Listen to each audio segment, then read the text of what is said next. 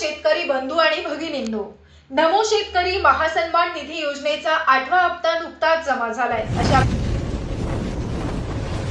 शेतकरी मित्रांनो, शेतकऱ्यांसाठी व सर्वसामान्य माणसांसाठी राज्य व केंद्र सरकारच्या शेकड्याच्या वर योजना आहेत. मात्र ज्या योजनांचा प्रत्यक्ष शेतकऱ्यांना लाभ मिळतो त्याच्यातही काही शेतकरी आणि सामान्य माणसं ही वगळली गेलेली आहेत की जे पात्र असूनही त्यांना ह्या योजनांपासून डावलण्यात येतं.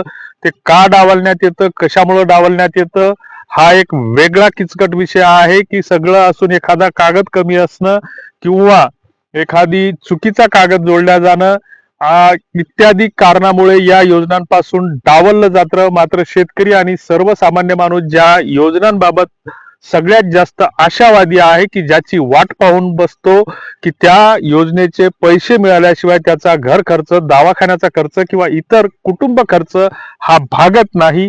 आणि अशा ज्या काही योजना आहेत तर त्या योजनाच्या माध्यमातून ज्या काही 2 योजना आहेत तर PM किसान आणि नमो शेतकरी या राज्य आणि केंद्र शासनाच्या वतीनं चालवण्यात येणाऱ्या 2-3 वर्षापासूनच्या ह्या योजना आहेत.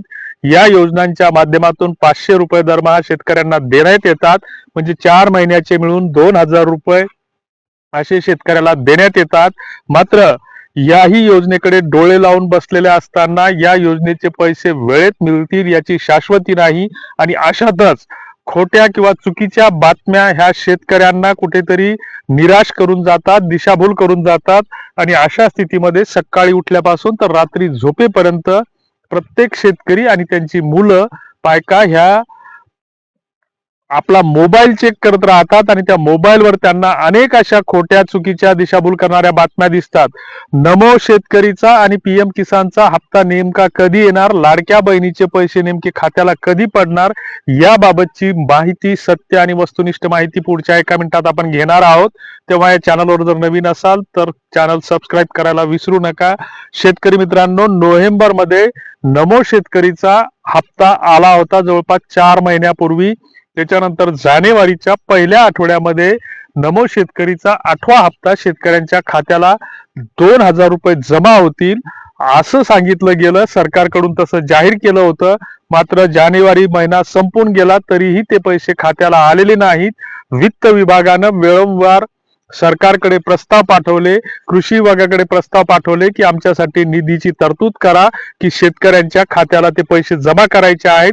मात्र सरकार निवडणुकांमध्ये सुरुवातीला गुंतलं. त्याच्यानंतर उपमुख्यमंत्री अजितदादा पवार यांचा अपघाती मृत्यू झाला. त्याच्यामध्ये काही 4-6 दिवस निघून गेले आणि अशा स्थितीमध्ये सरकारकडे सध्या तरी पैशाचं बजेट नसल्यामुळं ह्या हप्ता जमा करण्यामध्ये चाल ढकलपणा केला जात आहे. ही वस्तुस्थिती आहे, ही वास्तविकता आहे की सरकारनं नको ती सोंग आणलेली आहेत. आणि ही सोंग आणत असताना त्यांना, शेतकऱ्यांना आणि सर्वसामान्य माणसांना केवळ आपल्या ज्या बोली भाषेमध्ये ताटाखालचं मांजर ज्याला म्हणतो आपण, तर त्याला आगतिक बनवून ठेवायचं आहे, पिढ्यानपिढ्या त्याला गुलाम बनवून ठेवायचं आहे. त्या हिशोबाने हे पैसे वाटप करण्यात दिरंगाई होते आहे. PM किसानच्या बाबतीतही तेच घडतं आहे की 22वा हप्ता जो येणार आहे तर तो फेब्रुवारीच्या म्हणजे 20 फेब्रुवारीच्या नंतर येईल अशी शक्यता सरकारकडून वर्तवली जात आहे. कारण केंद्र सरकार कडूनही या हप्त्याबाबत 20 फेब्रुवारी नंतरची तारीख सांगितली जात आहे. तर लाडक्या बहिणीच्या संदर्भात काल परवा हसन मुश्रीफ यांनी एक विधान केलेलं आहे की 3 महिन्याचे पैसे एकदम जमा होतील. म्हणजे 17वा, 18वा आणि 19वा हप्ता हा एकत्रितपणे 4500 रुपये जमा होतील. अशा बातम्या काही स्ट्रीम मीडियानं प्रसारित केलेल्या आहेत, काही लीडिंग न्यूजपेपरनं पण छापलेल्या आहेत. मात्र जसं आपण आपल्या कुटुंबामध्ये आपण एखाद्या मुलाला आपल्या तो आग्रह करतो किंवा हट्ट धरतो की मला सायकल पाहिजे किंवा एखादी वस्तू पाहिजे किंवा शाळेचं साहित्य पाहिजे, तर आपण त्याला म्हणतो की आपण पुढच्या महिन्यात किंवा सोयाबीन विकल्यावर किंवा असं त्याला जसं आश्वासन देतो तर तशी ही सरकारची पोकळ आश्वासनं येतं. आणि ज्या दिवशी हे पैसे जमा होतील त्याच दिवशी खरं मानलं जाईल. आणि ज्यांना जमा होणार नाहीत तर त्यांचं कुठेतरी काहीतरी बिनसलं, चुकलं किंवा DBT अंतर्गत दुसऱ्या खात्याला पैसे गेले अशी शक्यता नाकारता येत नाही. तेव्हा खोट्या बातम्यांवर, अफवांवर विश्वास ठेवू नका. तुर्तास धन्यवाद.